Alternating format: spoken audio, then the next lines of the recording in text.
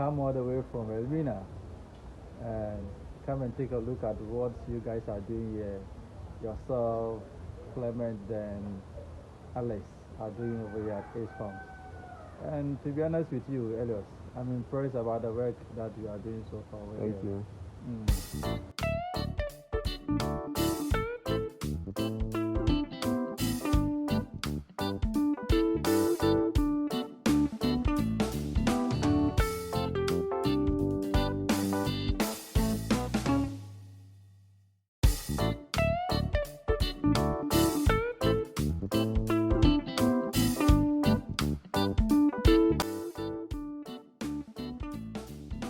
In Ghana, the rabbit market does not exist. You, the farmer, will have to create your own market, network of buyers. Okay, so just remember the key word is to create your own market. You will have to create the market for yourself and own that market and continuously deliver quality goods to this market. Hey everyone, it is a gorgeous summer day here at Ace Farms. A couple of our viewers requested that we share how we currently go about marketing our rabbit product. I think it's a very good topic.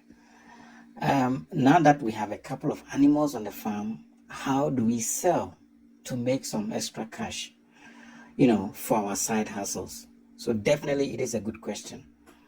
So I think extra cash from this hustle is the intent of many backyard farmers, and therefore it's a good topic to discuss. Okay, so to sell excess and recover production costs is always good.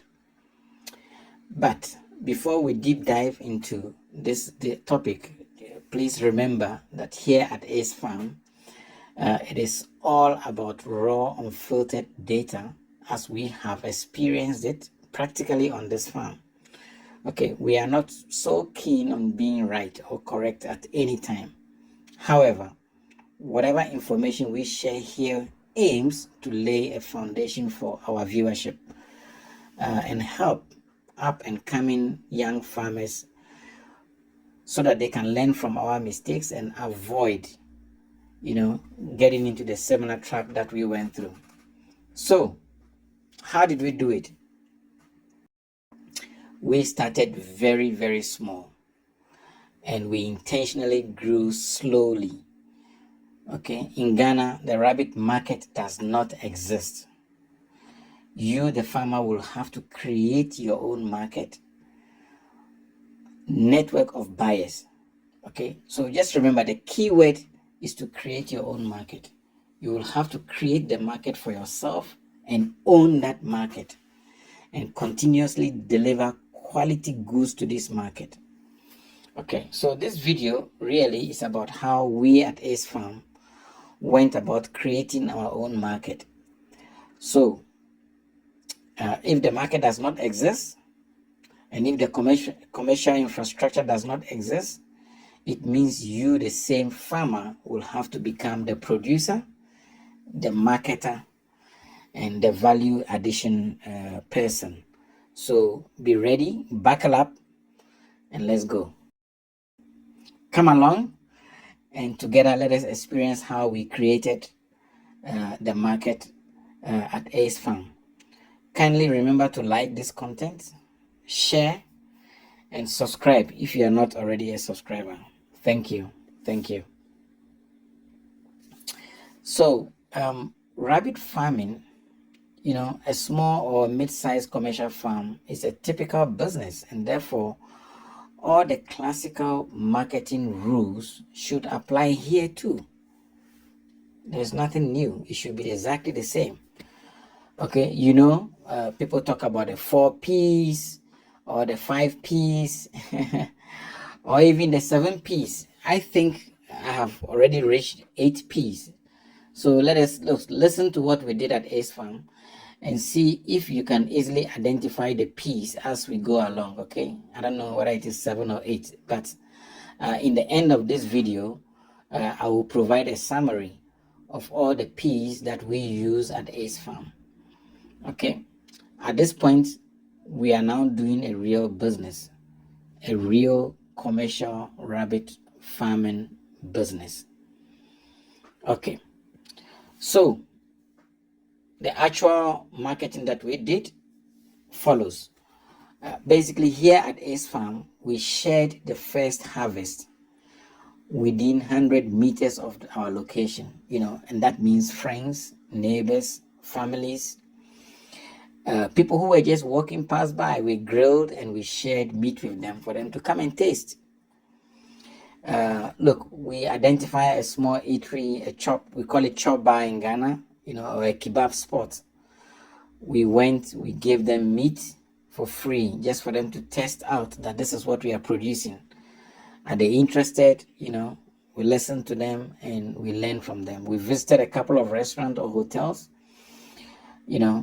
especially these hotels that are patronized by Europeans, the French, Spanish, Portuguese, they are very, very familiar with rabbit meat. So we went to all these guys, trying to push our agenda there.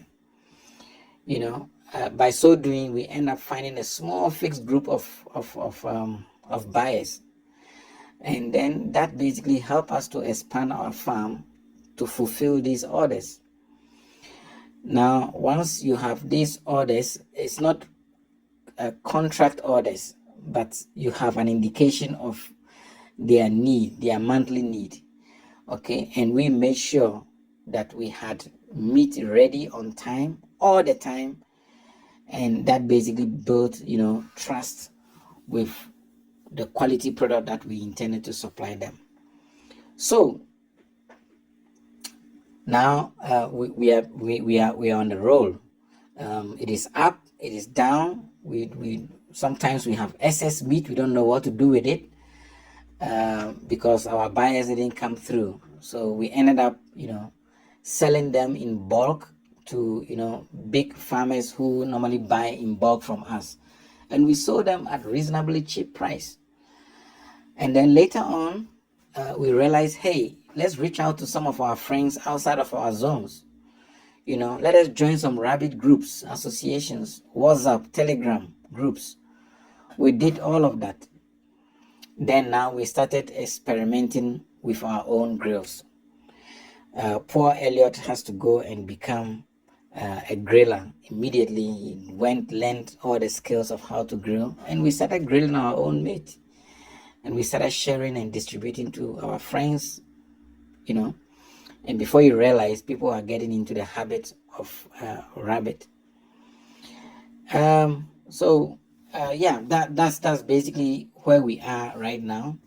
We went through aggregators. We sell in bulk, super cheap prices. Profit was not the motive at that particular point. However, getting recognized as a trusted supplier was paramount for our activities. Then after, we started expanding the farm to cater for volume orders, and they were just unpredictable really, but we just wanted to be sure that if an order is raised, we are there to meet those orders.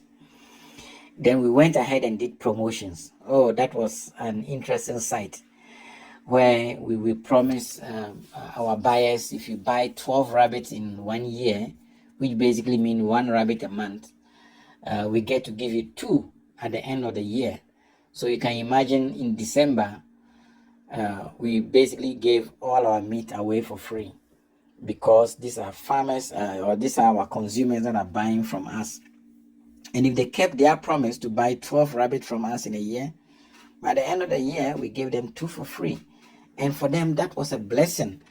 So that became a sticky little exercise that we did, and people continue to stay with us.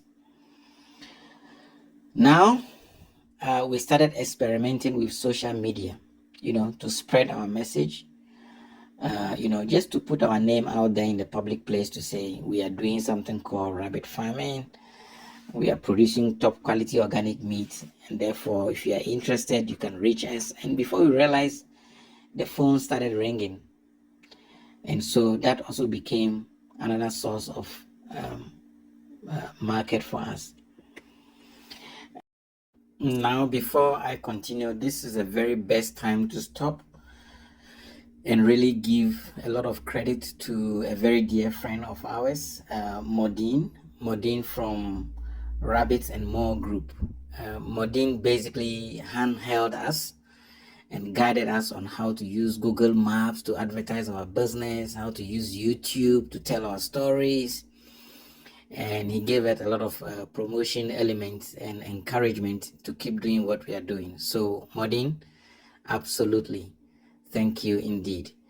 Look, I'm going to leave the links to Modine's site in the description box. Please feel free and support him there. Go and watch his very educational, timeless videos that we found valuable in achieving what we are achieving today. We started creating our own slogan, get the rabbit habit.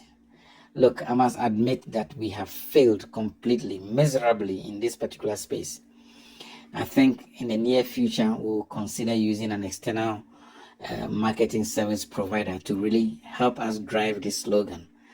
But we being a small organization, a very small rabbit farm, we do not have the budget for marketing. Okay, then we started positioning rabbit meat versus other meat. You know, you have to do compare, and then you use the advantage of rabbit meat to promote our own product, because that was the whole idea. It's for people to eat healthy. It's a healthy lifestyle. You know, it's good for, high protein content, you know, all the drill.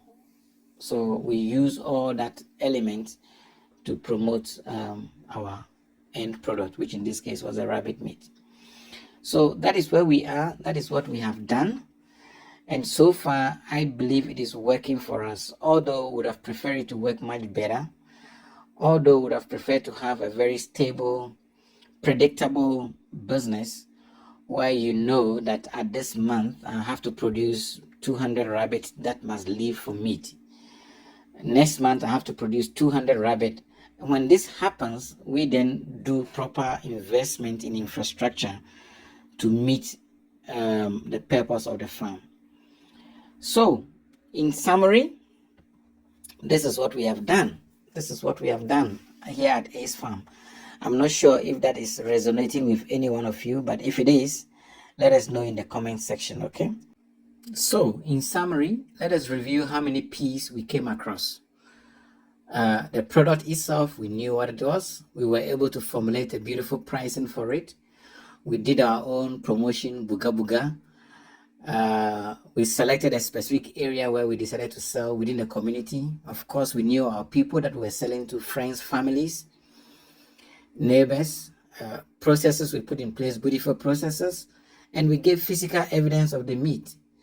We did all of this in partnership, guys, in partnership. At this moment, guys, I would like to thank all our viewers. Thank you very much for sticking with us. But a lot of more thanks goes to my mother, who happened to be our very first customer, who patronized our meat and encouraged us to continue doing what we were doing. Thank you, Mommy. Bye, guys.